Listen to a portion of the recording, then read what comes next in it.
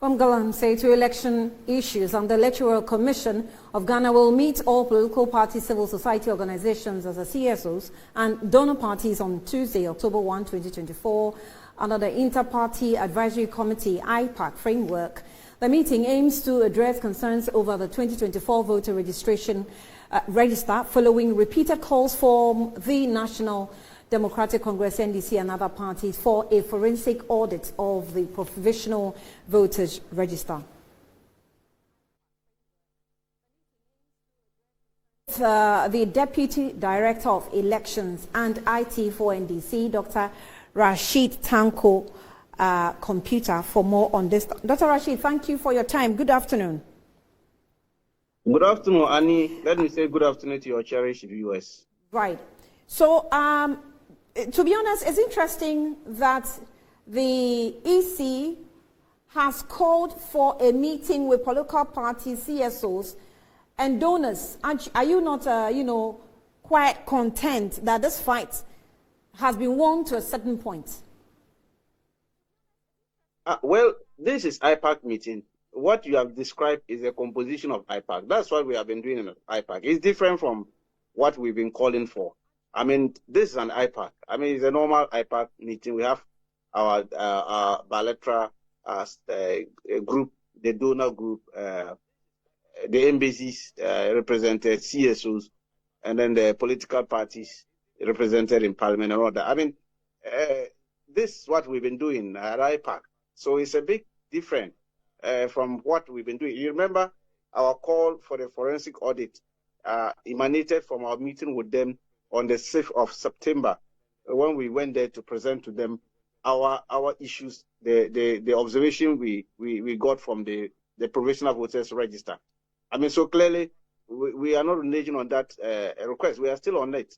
We still think that although they said tomorrow they will present the register and indicate to us how they've corrected some of the discrepancies, we are all ears and all eyes tomorrow, of which we have even went further.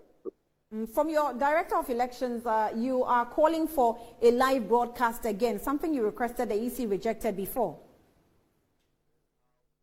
But this one, I think, is critical. It's important that they allowed the live broadcast because of the enormity of the issue at stake.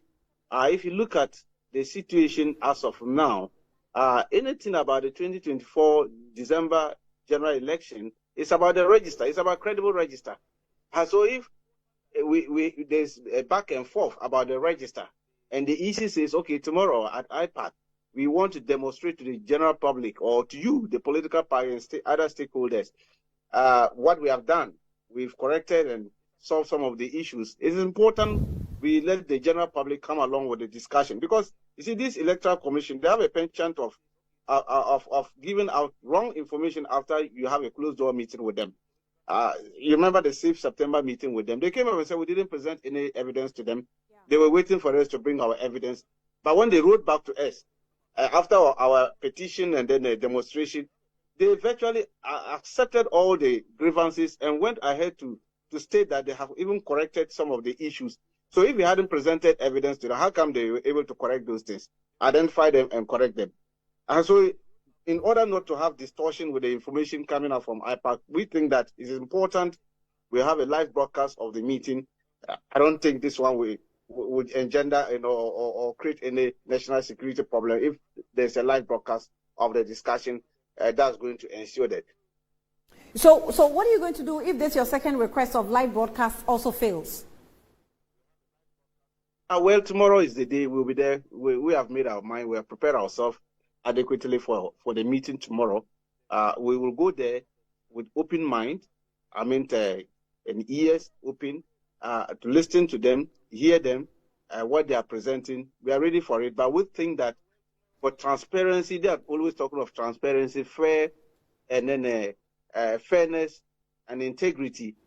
Well, we think that they have their integrity to keep if they allow this live broadcast. Already their integrity is intact. They know it. The Electoral Commission, they know that their integrity is intact.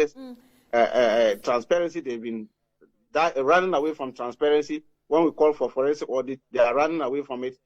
Now, that small bit of integrity that they want to keep, they should allow the live broadcast. Right. We So, have nothing to hide. Let me find out. As a political party. By CSOs, donor agencies, political parties, whenever you attend IPAC meetings, are you allowed to record for your own use, apart from, documentations? Are you allowed to do electronic records, like video, audio?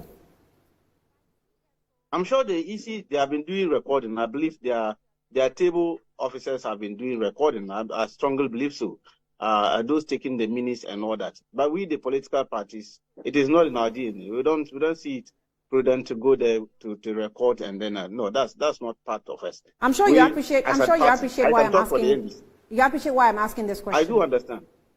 Yes, I do understand what you want, but you see clearly because of the trust. But now we don't trust this electoral commission, and if it becomes critical, we will record whatever goes in there so that we have heads up, and we will not allow anybody to come out and distort whatever we are going to have discussions over there. We want the general public to be aware of what is going on, because the register belongs to Ghanaians. It doesn't belong to the Electoral Commission. It's the property of Ghanaians. And so it's not for Electoral Commission. And we must make sure that everybody who properly data was captured should reflect in the register, not illegal transfer or somebody at the head office is manipulating the data for the interest of one political party. We are not going to accept that. And that one there, we are clear in our mind. Tomorrow we will demonstrate that as usual. Right. Dr. Rashid Tanko Computer, grateful for speaking to us on this. We'll follow through with how the IPAC meeting goes tomorrow with other political parties. Let's see the outcome.